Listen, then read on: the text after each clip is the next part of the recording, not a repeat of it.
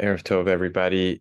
We are in Parashat Lecha with Rabbani Dr. Michal Tikochinsky, and of course, continuing to be oriented towards Medinat Yisrael and Eretz Yisrael, and our focused tefillot and hopes are there. We are sending out pretty regular emails with more gatherings of different kinds and things we can do to help and support. And in some way, Torah study is among those things. So I'm glad we are continuing our learning.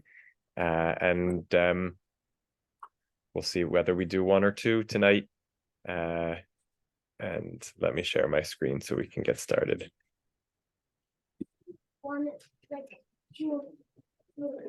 Echad Haya Avraham. Avraham was one, and as we'll see, the idea is towards kind of singular, and what the significance of that notion is. Okay, the focus of our Parashah on the story of Abraham's life and on the story of the various things which happen in the world events which are told from his vantage point, teaches us about the prominence, but here prominence not so much in the sense of importance as kind of, sticking outness and uniqueness, singularity of Abraham. So a theme that we're going to see, and we'll see important midrash that she quotes to develop this point further. But the way the Torah tells the story of Abraham, it focuses on his one-of-a-kindness. This focus on one person and his converting, or his becoming, kind of turning into the center of the world, receives an echo in the words of Yechezkel, in the mouths of the other nations who are complaining about the way in which Avraham has sort of cramped their space. Quoting from Yechezkel 33:24. I think I have that here. Hold on. Yeah. Ben Adam Yoshvei Hecharavot Ha'ele Al Admat Yisrael Omrim Leimor Echad Haya Avraham Vayirash et haaretz, va'anachnu rabim, lanu nitna haaretz lemorasha. So this is God speaking to Yechezkel, the usual way that God refers to Yechezkel, more unusual from amongst the other prophets, as Ben Adam, human being or mortal. The people who live in these ruins of the land of Israel argue Abraham was one man, but he's granted possession of the land. We are many. Surely the land has been given as a possession to us. And God's answer is a harsh critique of the people and their wrongful behavior, and that the ways in which that compromises their claim to the land. So we have this pasuk, which again emphasizes Abraham was only one person, Echad Haya Abraham, and yet he inherited the land, whereas we are many, so we should certainly be able to inherit the land. According to the words of these ruins dwellers in Yechezkel, there is no justice in the unequal division of the land, which grants Abraham, the lone Abraham, the whole land. On the face of it, this is a completely fair claim about division, about apportionment, but sorry, let me read that again. On the face of it, this is a claim for fair apportionment, but at its root is a much broader claim, right? So she wants to introduce us to this pasuk, which again is going to be used in a midrash, this pasuk from Yechezkel, and say that it stands in for something much bigger than what it's addressing on face value, which is, how should the land be divided? Obviously, again, many echoes to what we're feeling and contending with today. Rabbi Eliezer strings together. I love that the Hebrew here, chorez, a macharozet is a necklace, because it's sort of a like macharozet yahalomim, a string or a string of diamonds, a chain. So here he strings together in the Midrash a number of sources in which the term echad appears. The whole earth was one language, one tongue, and only singular expressions. Or Hashem Elokeinu Hashem Echad, the Lord our God, the Lord is one. So Rabbi Elazar brings together a bunch of these echads in a midrash.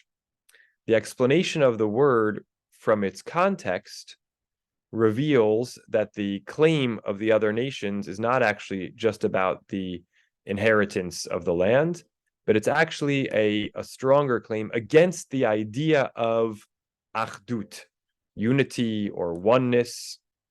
They despise or they abhor this fact that the world speaks in one language, and they don't believe in one creator. Abraham himself is seen as a singular figure insofar as he is unable to bear children, and does not father offspring at this early stage. So we should look at this midrash for a moment so we understand what she's talking about. Okay, it's based on Migdal Bavel at the end of last week's Parashah, the Tower of Bavel, and we have Rabbi Elazar and Rabbi Yochanan. Rabbi Elazar says, Udvarim achadim, diburim achadim. We've got to go down a little further to the next comment. Dvarim achadim, she'amru dvarim chadim al Hashem Elokeinu Hashem Echad. V'al echad haya Avraham ba'aretz. So this dvarim achadim is actually being read here as dvarim chadim, sharp words or harsh words that were also about echads, about things which are singular in the world. So the people in the generation of the dispersion and of Migdal Bavel, they were saying harsh things about oneness. They were critiquing the Lord our God, the Lord is one. They were critiquing Abraham as being one in the land. And in fact, part of their critique of Abraham was, they said, Ze pirda akara hu eino molid.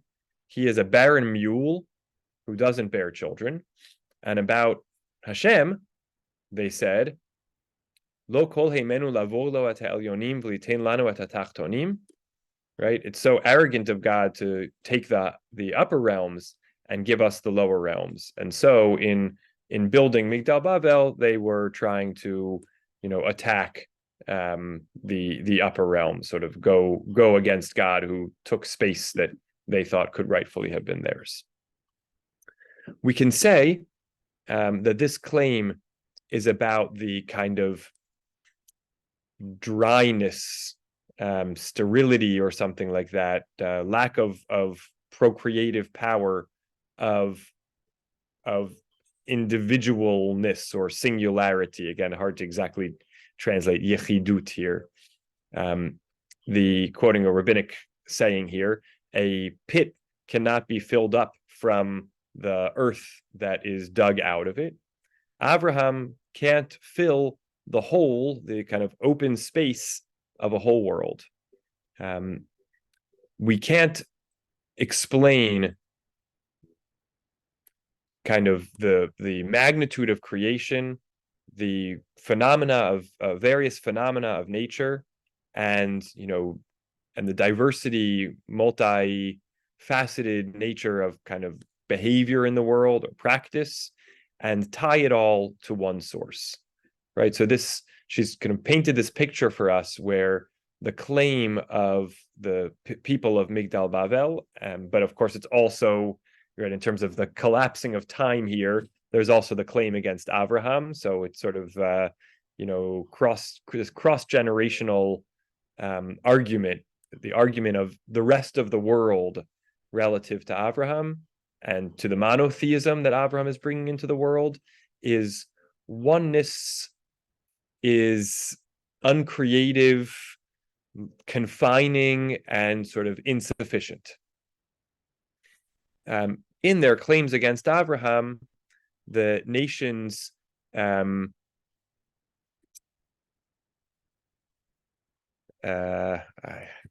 night when I was reviewing this, I looked up how to use hechmitzu here, but I don't have my dictionary with me. They missed out on, I think here it's missed out on like a mitzvah bali adcha al tachmitzena, don't miss out on. So they missed out on the capacity for birth and the capacity for kind of expansion, the infinite capacity for expansion that Abraham had. They missed out on the idea of the kind of diversity which exists in unity, which doesn't exist in division. A similar formulation of this complaint of the other nations appears in the Sifrei, where it says, and are these things not a kal v'chomer argument? Just as Abraham, who worshipped only one God, inherited the land, we who worship many gods, should we not inherit the land? According to this approach of the Sifrei, the other nations were claiming that the kind of, again, I don't know how to translate better, Yov Shanut, this sort of dryness, this aridity of the faith in one God is shouldn't be rewarded. It's not something which can kind of prosper. Putting the whole weight of something, kind of putting all your eggs in one basket, weighing down everything onto one singular option is irresponsible, childish, and again, just fascinating to see the lexicon she uses, shlomielish, right? This is the Yiddish word, right? It's like it's foolish. It's like a silly thing to do. Shlomielish, the childlike shlomielish behavior of someone who has not yet opened up their eyes to appreciate the complexity of the world. So this is again this reading of, and I don't know if we talk about this as sort of monism versus pluralism, but this is this fascinating critique that the Midrash develops, which again it really feels midrashic. Obviously, it comes sense from this pasuk in Yechezkel, but it's not something that I feel like I can point to texts in Breshit, conversations in Breshit where this idea emerges. It really feels like a theological development and a philosophical development that the Chachamim are kind of building into the beginning of Abraham and the beginning of monotheistic faith. This idea that there's a critique of it, that it's limiting, it's confining, but that it misses out, obviously, on the beauty of diversity within something singular and holding together, which is the oneness of Abraham or the oneness of God as we want to view it. It's not monolithic, even if it is monistic, if I'm using those terms correctly. According to another midrash, the echad, which is attributed to Abraham, right? This echad from Yechezkel, testifies to Abraham's kind of consistency, ha'ikviyut shelo, hu tchilato, hu sofo. Abraham's beginning is also his end, meaning just the person he is in some level. The characteristics of him as he starts on his journey are the same characteristics he has at the end of his journey. So there's a consistency to his character, to his identity. Now, indeed, Abraham is specifically identified with, revolution and change, and it's about this that the Midrash points out, that this sort of seed of tshuva was in Abraham from his childhood, from an early age. Practically speaking, Abraham reflects a kind of a continuous or consistent personality flow, which comes to fruition or to expression over the course of his whole life. And this kind of continuity of identity perhaps comes to expression also in the description that's at the beginning of our parashah, right? This is actually the first time where we have a quote from our parashah. Comes to expression at the beginning of our parashah, where it says, they set out to go to the land of Canaan, and they came to the land of Canaan. And she has a really kind of interesting reading of this pasuk. She says, Ein stiot baderech, there were no diversions along the way. Ein shinoi mina tochnit hamekorit, there was no change, diversion from the original plan. Ein hataya shel nekudat hamabat, there's no, again, variation or veering from the vantage point. So, even though there's a journey, there's some kind of transformation, but the path is a straight path, a sort of uninterrupted path. Again, it's a midrashic reading, but it's just pointing out, literally they depart and they arrive with no no interruption or no tangent, so to speak. This quality of the capacity to kind of ignore the surroundings and stay kind of,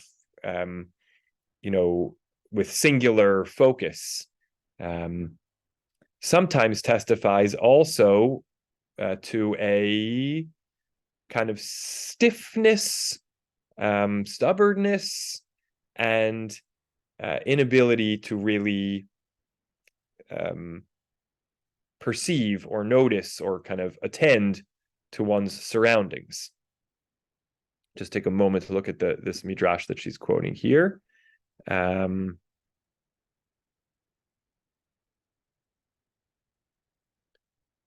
on.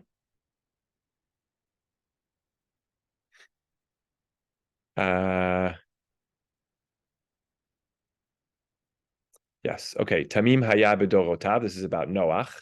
And the midrash comments on the word haya. Tamim haya bedorotav. And says Rabbi Yochanan, Kol mi shene'amar bo haya mitchilato va'ad sofo hu tzadik. A wild claim.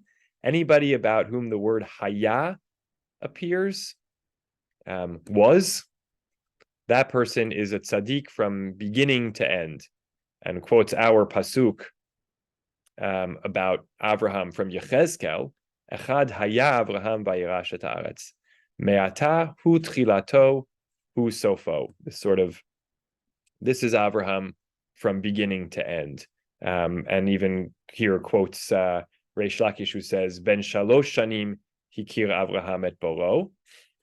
So he, that consistency is reflected in the fact that he already recognized God at age 3. And then those who have the other opinion, Ben arba'im shana hikir Abraham et boro, that it was only at age 48. And so where's the consistency? Mani mekayem haya. So then how do I understand this description of Abraham as someone who was from start to finish sort of the same? Shahaya mitukan lahadrich kol haolam kulo b'tshuva, that this was built into Abraham, sort of established in him. He was readied even from day one to do this, and it just only comes out at this later point. But there was this consistent sense of leadership and world changing, but it only was able to manifest at a later point. Again, the non-obvious nature of these midrashim, I think, strengthens the point she's trying to develop, that there's this desire to emphasize within Abraham's character the sense of singularity, consistency, which again, she's also hinting to the fact has potential downsides, risks associated with it. Okay. Yeah. Great. We'll go all the way through. One additional midrash relates to the singularity of Abraham, and establishes Lo haya ba'otan yamim kayotze bo. There was no one like him in those days, right? So this is a kind of a not an internal echad in terms of consistency, but a kind of klape chutz, relative to his surroundings, he was echad in the sense that there was no one like him. This midrash emphasizes the, once in a lifetime nature of Abraham, his kind of being an exceptional figure, and his, again, not quite prominence in the sense of importance, but in the sense of standing out, his standing out nature against the background of his environment. One doubts whether this phenomenon of Abraham is capable of being copied. Abraham is someone who is mishuneh, he's distinct and stands apart. The complaints, or the complaint of the nations of the world, is about the kind of special care that's given to this exception at the expense of worrying about the klal, the general masses, right? That's their claim in Yechezkel. Abraham was one person and he gets the whole land. We're many people. We should get the land, or we should get as much of the land. Why is so much attention being given to one singular person? The different meanings that are given to this word echad describe in different ways this phenomenon of Abraham's uniqueness. He is yachid, he's unique and singular because he's focused on his goal. He's sort of got this goal-oriented approach. He's yachid, he's singular because he's alone. He's singular because his path is a difficult one, and it's difficult to find people who will carry it forward, right? That's the sort of flip of that claim about not being able to bear children, is sort of this comment of who could follow in the footsteps of an Abraham, who could carry forward an Abraham's mission in the next generation. He's singular because he's not flexible. He's singular because he goes straight to his destination.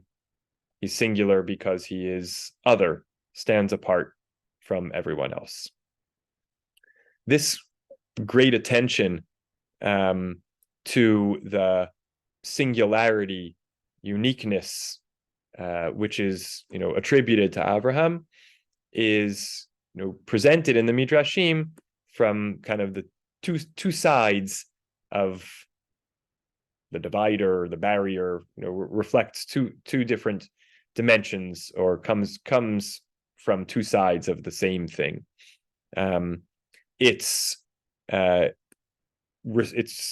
presented from the side of the description of Abraham, and from the side of the frustrated other of the nations of the world that are left out of the story, right? So we see this sort of echad as a description of Abraham on its own terms, and echad as the way other people are talking about Abraham when they're not the people who are not the echad. This collection of descriptions reflects the foundational approach to how the Jewish people views itself, but it also leaves no room for doubt in terms of the explanation or interpretation of these kind of foundational stories in Sefer Breshit. The character of Abraham, which represents the roots of Am Yisrael and the beginning of the establishment of Am Yisrael, this character is described as a persona, or a character which kind of transcends its life conditions or life circumstances. Abraham is not aware of the kind of the small amount of people that are with him, and he's not aware of the revelatory nature of his approach. He's blessed in this fact that his new groundbreaking and central stance and position is his, and is not influenced by kind of facts on the ground or numbers. And he has the toughness to believe that the promise he has been given is going to come to fruition. This ethos is the ethos that we can point to, is an ethos that we can point to its existence until today, until and including today. This feeling of certainty, of kind of strength, and of going against the odds with total confidence. The kind of our centering ourselves in our consciousness, even though we might be kind of on the margins of the story, right? This is again coming at it from how do we view ourselves versus how does the world view us. We might be peripheral figures on the world stage, but we center ourselves in our own consciousness and in our own identity and in our own story. All these things characterize not just the historical Abraham, but also his descendants, not by accident, because they are a product of Jewish education and the Abrahamic biblical or scriptural approach and outlook. So again, we have another essay where there's a few source references, right? She makes reference to 3 midrashim, but there's no extensive kind of textual quotes. It's mostly paraphrased. One short little pasuk excerpt, but building and shaping a dimension of Abraham's character, looking at it through the lens of him and the way he's viewed in the world, developing the kind of multi-pronged or multi-dimensional analysis of this idea that's obviously present in the text. The idea of Abraham as standing out for sure, but this sort of the extent of it is much more rabbinic development and emphasis, and then kind of building that out, not surprisingly, to say this is kind of a hallmark or trademark. The different dimensions of this, uniqueness or standout singularity is a hallmark or trademark, not just of Abraham, but of the Jewish people. Thoughts, reactions? Resonate, not resonate? Dad, go for it. I was surprised near the end of what you had read that when she refers to Abraham as being unique, she uses the word acher. And acher in the Gemara is Elisha ben Abuya, who was an outcast. Mm-hmm. Abraham is an outcast also, mm-hmm. from where he is born, or he takes himself out. So there may be some justification for using that term to surprise me at first. Yes. Yeah. No, I think that is very interesting. I mean, and there's a little poetry there too. She says, "Hu yachid." I guess would have been even stronger if she said "Hu echad," but "Hu yachid ki hu acher." He is, singular, because he is other. I think it feels like she's more. Well, it's hard to say from the essay whether she is more saying that that's kind of. Well, I guess she would say both. She would say both. That's his character and how he expresses himself, and that's how he's perceived, and identified by others. But yeah, so that's the right? That's the question of, who makes you an acher? Can you make yourself an acher, or are you defined as an acher by others? Nathan, go for it.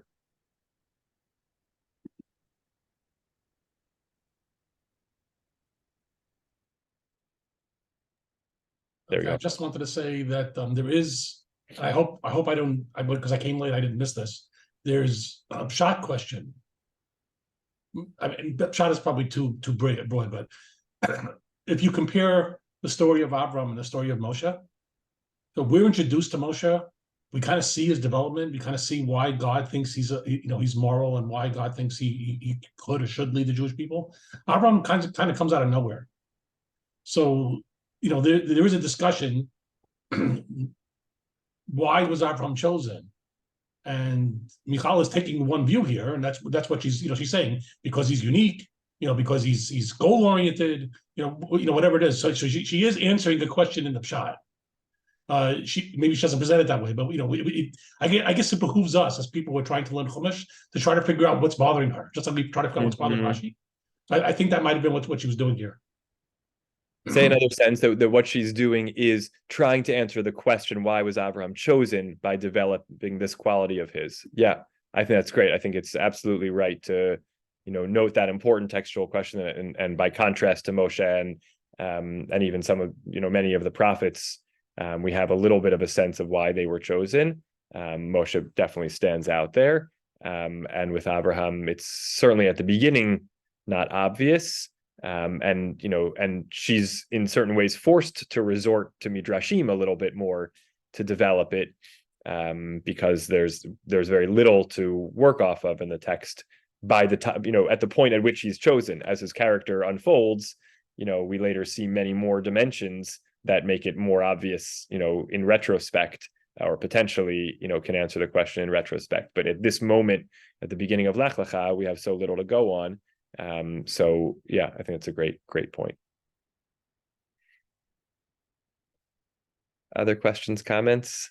I'll say one other thing, which is, I guess, there is I don't know if I want to call it traditional. It's interesting to me that she kind of comfortably presents, Abraham as unique, and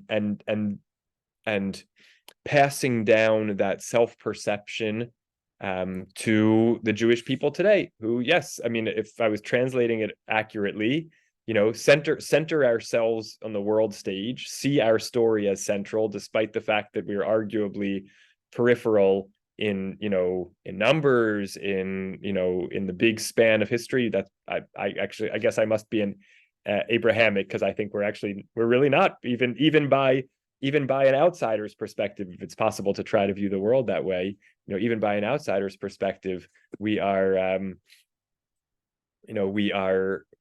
important. But this sort of, framing, it feels like it creeps up to, some line that, it sets my Jewish superiority or Jewish exceptionalism, alarm bells going off. And I guess they're alarm bells because there's something uncomfortable about it for me, but at the same time, something that it speaks to in me.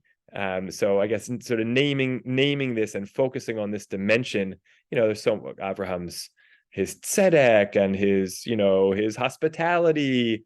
Those are all these other dimensions. She's really kind of leaning into this, like, the person who just, everything else be damned, goes forward to the goal, is unperturbed by, diversion, and stands out in that way, and even sees themselves as stand out in that way. A part of it resonates, and a part of it is uncomfortable, I think. When we shift that to a national level and see ourselves that way, there feel like potential pitfalls, or dangers to that approach, again, even as it does resonate with something inside of me. So share that reaction to this essay, and feel free to react to that or anything in the essay, or we can try to squeeze in, see if we can squeeze in one more. So in reaction to what you said, I think a lot of commentators, when they read Breshit, have in front of them the Ramban's Maseh Avot Siman Lebanim, and they say these stories must be archetypical stories that have resonance for all the generations. Yes. Again, I don't know her well enough to tell you, but I'm assuming that as we read her on Breshit, we're going to get more and more of this. Of, this is what this person did, and this is how it fits in our times. Yes. This is how it fits throughout Jewish history. Yes. It's just a guess, but Yes. So I understand why you're uncomfortable. And I guess you may appreciate that Rav Mital used to say things like that somehow the Jews are always the center of everything. Yes. As small and as insignificant as we might be. It's not what I don't know if it's always true, but Rav Mital thought it was. Yeah. Yeah. And Great. David L., thank you. Yeah, I am very interested between your exchange with Nathan, and I just want to take my yellow highlighter and try to push you guys a little further, because she doesn't really begin with the characteristics that are distinctive about Avraham. She begins with this quote from Yechezkel, which are the complaints of the nations. And she closes with this statement that in this regard, the situation of the descendants of Abraham are the same as the situation was of Abraham himself. So, to some extent, I'm reading this as a matter of chizuk, because Michal Tukachinsky is a very contemporary person, and is fully aware of. I don't know when this was published or when it was originally written, but she's fully aware of the upheaval and criticisms that are being directed against Am Yisrael in general, and the Dati Leumi and the Yeshiva. It has the Yeshiva community, the Chalim community. I don't know if you see this as a. I don't think she's really proving anything. I really read it's chizuk it strikes me as. It's interesting. Yeah. At one level, it feels very little more broad, abstract, philosophical, and at one level, it feels like it could be speaking to a community, that community, and sort of giving chizuk, as you said. Yeah. Great. All right, I'm gonna push us forward because the second one is a different angle, and worth trying to make our way through. So I'm going to share my screen again, and here we go. Mishpat u'mishpacha.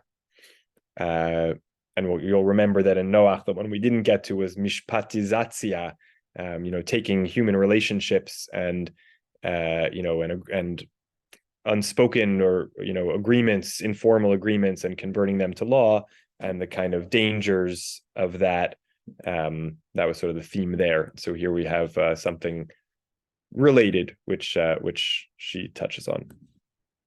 The fleeing of Hagar from Abraham's house is a consequence of conflict and friction between the first wife and the second wife, a competition for or over Abraham's heart.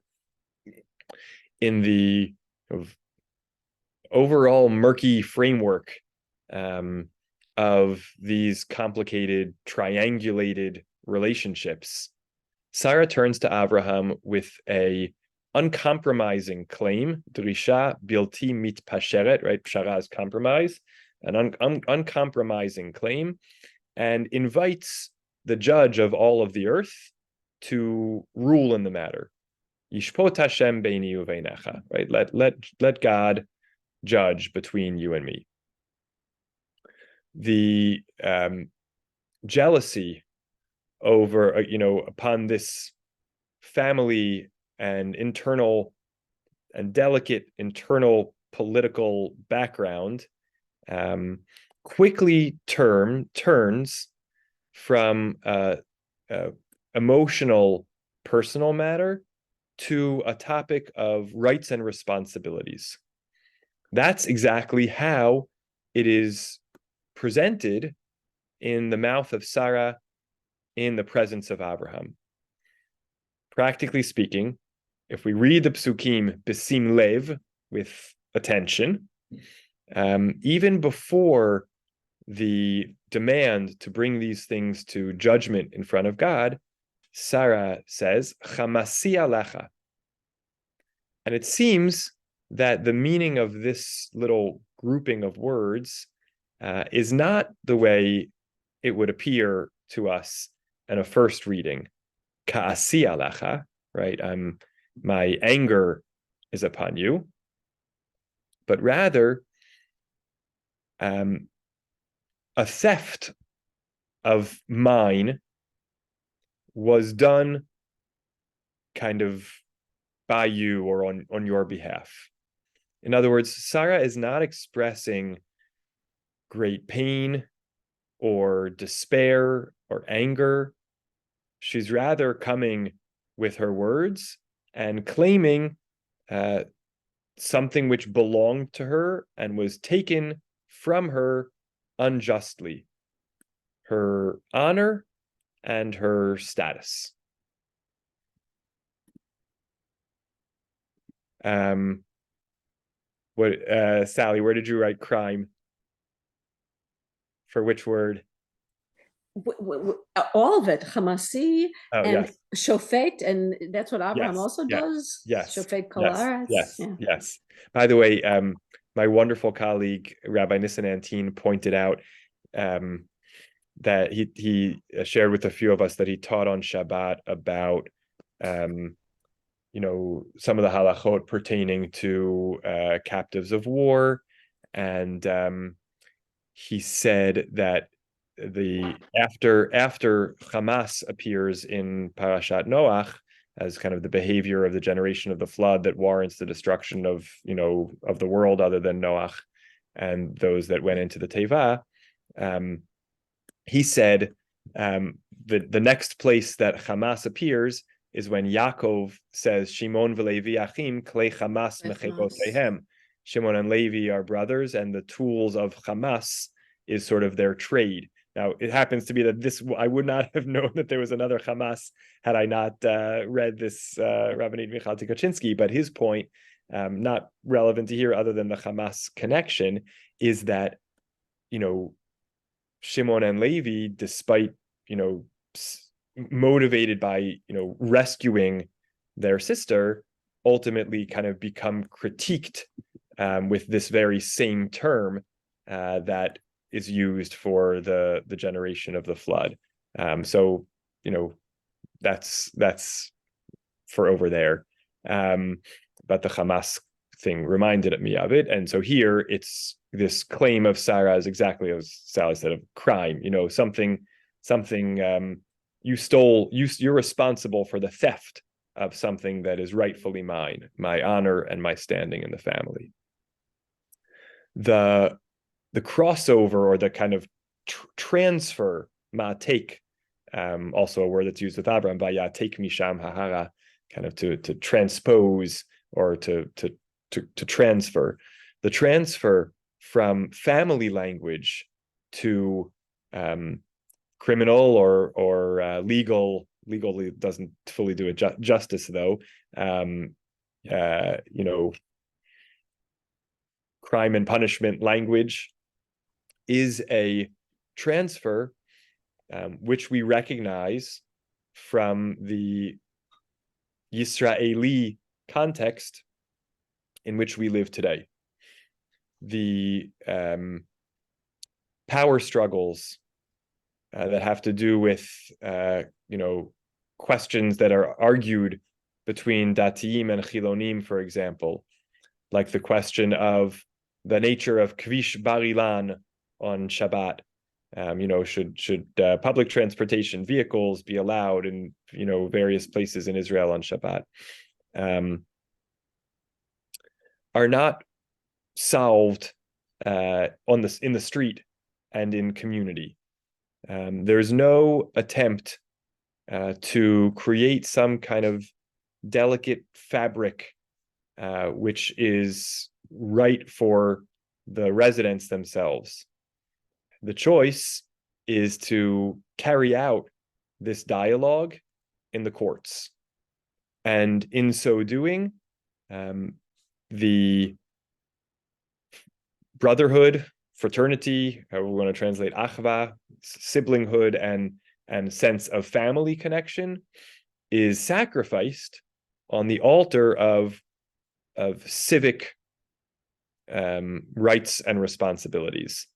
And she quotes an article by Abi Sagi on this topic.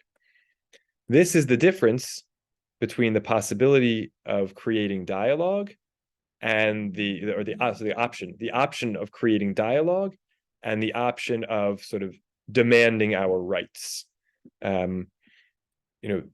Conversation and dialogue have a cost. A dialogic conversation demands some kind of yielding on the absolute firmness of the stance of each one of the sides, because in the process of dialogue it becomes clear that the other side, there is another side to the coin. There is the other side of the coin.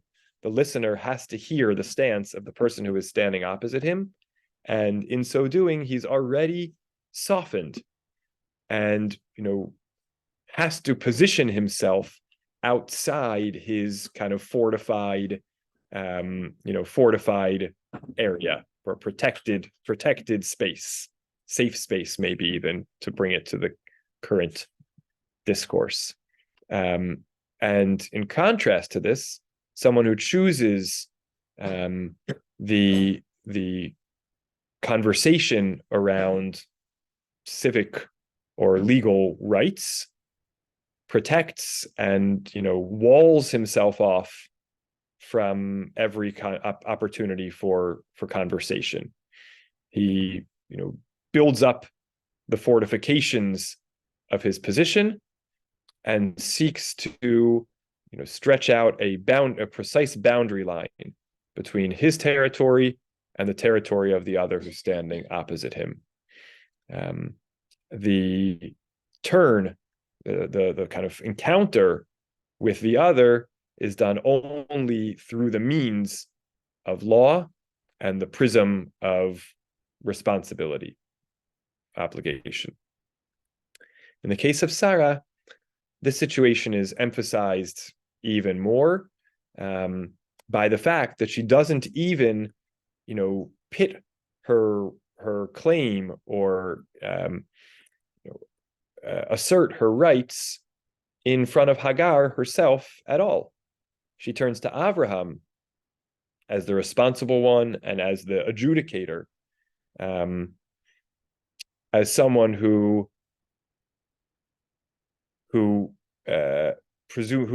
contributed, it seems, to the destabilization of the stance of Sarah in the house, right? So she turns to Abraham, I guess, almost as her actually not the adjudicator, but as her Baal Din, as the adversary in this legal debate, as the one who the accused, the one who upended her security in the home.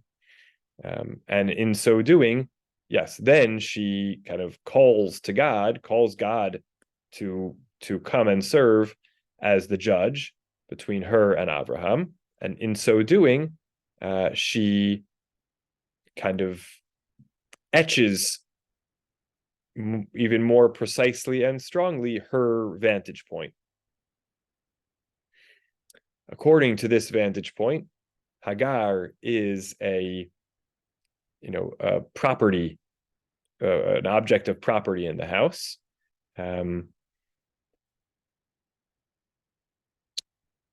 the most, serving in the role of creating continuity for Abraham. But insofar as she's functioning as a womb and a means, but not a human ends unto herself. The invitation of Abraham to court, basically, instead of the invitation of Hagar, establishes in the clearest sense where Sarah's point of departure is. The choice of, and this was a word I kind of learned its modern Hebrew usage this week.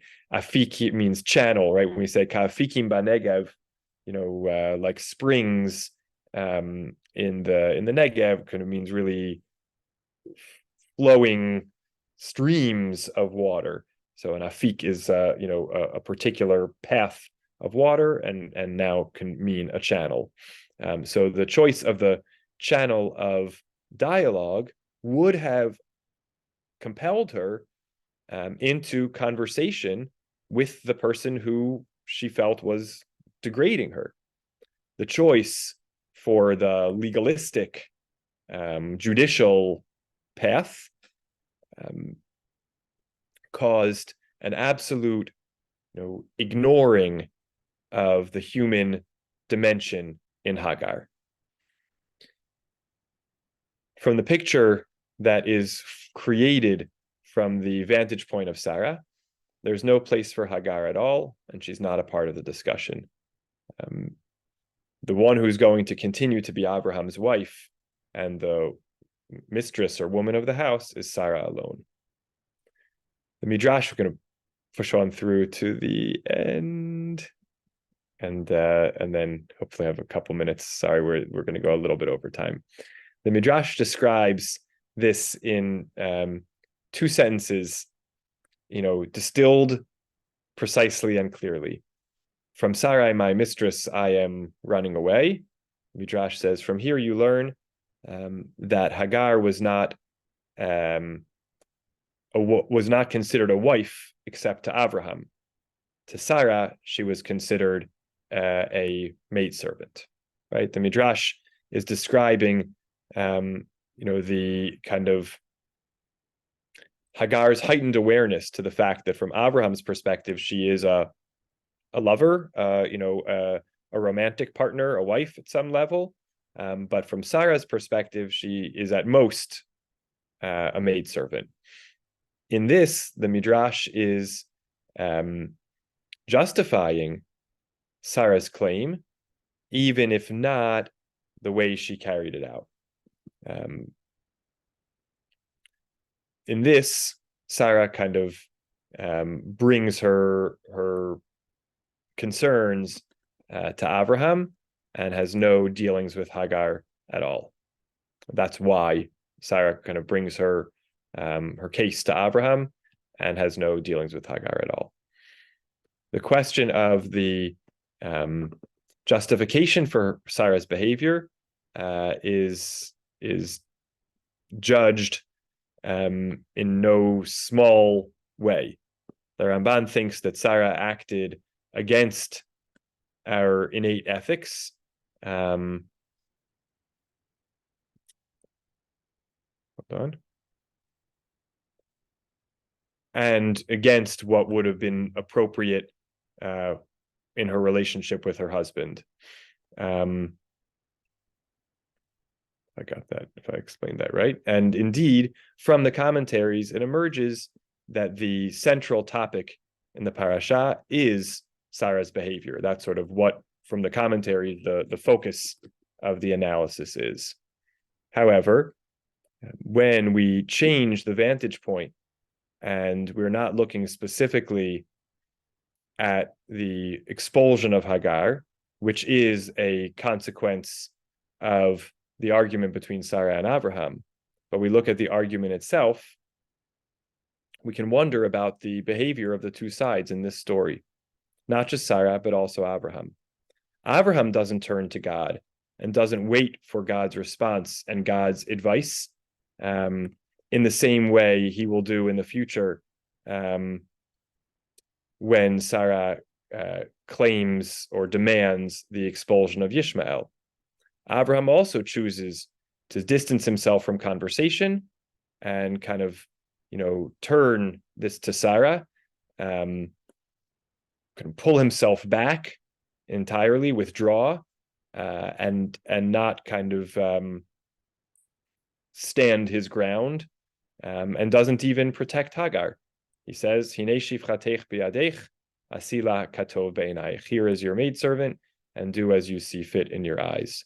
He yields to Sarah in her central claim that we're talking about a maidservant, and therefore her master, being Abraham, is permitted to do with a maidservant whatever he wants to do, including give, and then therefore appoint or offer to Sarah the authority to then decide about that. The kind of removal of Abraham from this discussion, from this kind of encounter, seems to kind of reflect two things. First, Abraham expresses in this his kind of bitter feeling about this legalistic approach that Sarah has taken. He's doesn't want to mix family and law. Like, this is a family matter, let's deal with it as a family matter. But once Sarah introduces mishpat, he sort of withdraws. But it's possible that Abraham tried to display kind of complete apathy relative to Hagar in order to soften Sarah's stance and to try to awaken her feelings, strengthening Sarah's stance, kind of affirming Sarah's stance towards Hagar.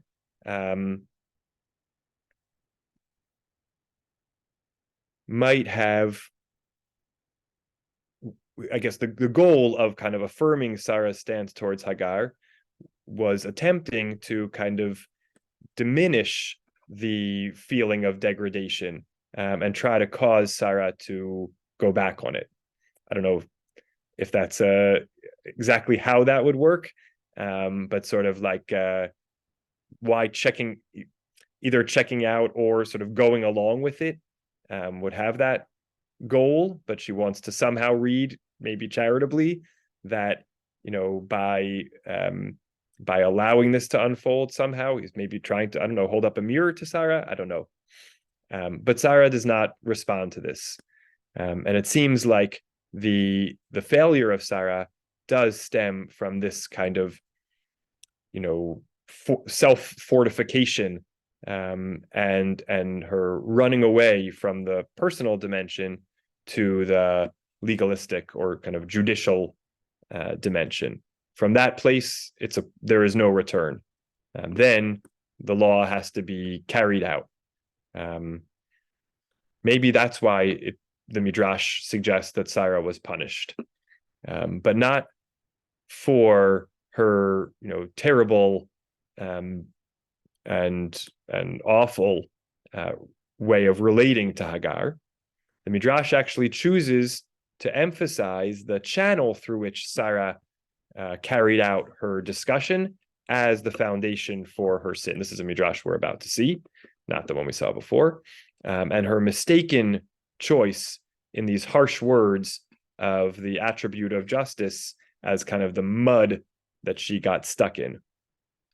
As the Midrash here, Psikta Zutarta, says, Sarah would have been worthy of reaching the years of Abraham, the age of Abraham, but because she said, Yishpot Hashem beini uveinecha, may God judge between us, she lost 38 years of her life. And again, the interpretation that Rabbanit Dr. Michal Tukachinsky is offering here is that somehow, sorry for that highlighting, not sure if I can get that to go away, that somehow it's the emphasis on these words, Yishpot Hashem beini uveinecha, is the choice of turning this into a courtroom, turning this into a legal battle instead of somehow engaging the personalities and the relationships was the problem.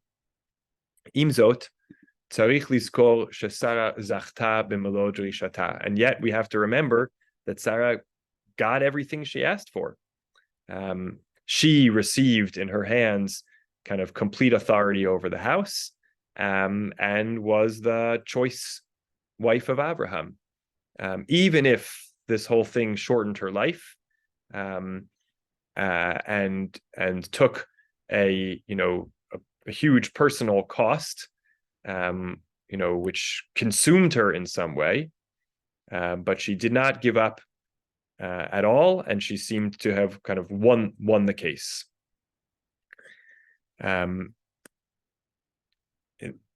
the presence of the kind of examination about the structure of the ancient history, and the relationship between the mothers of Yishmael and Yitzchak, there is no fleeing from the wonder and thought about what might have happened, and how these relationships would have been shaped if Sarah had chosen the approach of dialogue and not the approach of din, not the approach of legal pursuit. So again, we see here, I think similar to the second Noach one, sort of the idea of when we shift from the human interpersonal to the means of legalities, what the stakes are, what can be lost, even if it enables someone to win. What are the costs of that? I think it's certainly feels like a very powerful idea, and fascinating reading of something that I think we don't always delve so deeply into. We could read these as just sort of colloquial terms, Yishpot Hashem beini uveinecha, but she's really, diving into, pay close attention. Obviously, there was not a courtroom per se, but pay close attention to when conversations and relationships shift to the legalistic, and what's lost when that happens. Yeah, court versus mediation, right? I think that's exactly the idea, right? I always think about, I think this comes up certainly in divorce proceedings a lot of the time, when the parties no longer speak to each other. Everything is through the lawyer, and obviously, there can be lots of reasons, and there may not be reconciliation possible, but what happens when we move to those corners and lose the direct communication. Yeah. Rev. Stephen, would you like to share why you chose this for this week and how this particular writing speaks to you? I actually, the first three, Breshit, Noach, and Lech Lecha, were all chosen a number of weeks ago. But all of Breshit resonates for so many moments, and certainly, I haven't drawn a direct line to the current moment, but certainly broadly in, thinking back before Simchat Torah, just to the reality of Israeli society, and our American society, kind of entrenching into corners, and using frameworks and descriptions that erase the personal, I think is one of the massive problems we have in our world today. I could say that as a brief comment. Yeah. Nathan, go ahead. All right, so I'm going to be consistent with what I did last time. Great. I'll make the same 2 points. Point number one is there is a shot problem, I suppose, with the Hagar story, besides the tremendous moral problem and ethical problem which he discusses, which is Hagar comes back when it's all, she does come back, and Sarah doesn't say, wait a second, I kicked you out, you're not supposed to be back here. So I think the way Michal is answering that question is by saying, well, Now that Sarah has established her supremacy, it's okay if Hagar comes back. Now that she knows that she is only a shivcha and only a medium, and only a womb. So, I'm not saying I like it. I'm just saying that it could be that Michal is responding to that question. Interesting. And then the second thing is that she does bring it down to modern day again. She mentions the issue of the way Datiim and secular deal with Shabbos issues in modern state Israel. Yes. So she's doing the myself of saying the bottom method again. Yes. Yes. Yeah. Absolutely. Great. Both great points. Really wonderful. Thank you. So then I just want to add on to what Sally was saying, because there really are three alternatives in the state of Israel. Right. There is mediation, and there's adjudication within the religious court system and adjudication within the civil court system. And sometimes those paths are determined, and sometimes those paths are optional.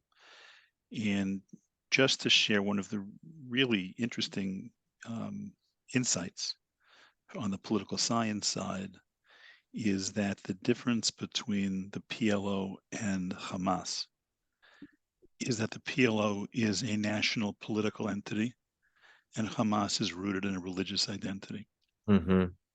And the argument of this analyst, that analyst, I can't remember who it was, we read so much these days, is that when you make things into legal issues of rights on a national scale, that there is possibility of compromise. And when you make issues of sort of what we read in the first essay of unrelenting commitment to the vision in a religious sense, the opportunities for compromise are different or lessened. And so that's just another angle on the question of when people can have dialogue. Yeah, great. Thank you. Of course, thinking to one of our regular or frequent modern commentators in Rav Meidan, or the Meidan Gavison document, the attempt to think about how compromise could be created and how the state could make room for and create shared society with Datiim and Chilonim, for lack of better terms for either of them. That was an attempt to really build a vision out of a conversation between two people. So that's also feels germane to this topic. So, all right, thank you, everybody. Yep, Nathan, last word. Go for it. I wasn't going to do this, but now that David said it, it kind of, and again, you chose this before what the current situation. One of the things that the religious parties were doing, and I'm not only blaming them, but was trying to take control of the courts in order to make sure that they can control the outcome. So it wasn't just that they were using the courts to get to adjudicate what they wanted to get. They also wanted to fix it. Yeah. So it could. I don't know if that was in your mind, but maybe in the back of your mind. I don't know. Maybe in the hidden recesses somewhere. Thank you. All right, so much in Breshit, so much here in our lives right now. So thank you, everybody, and love to mom and dad, and good night to all. See you next week. Bye.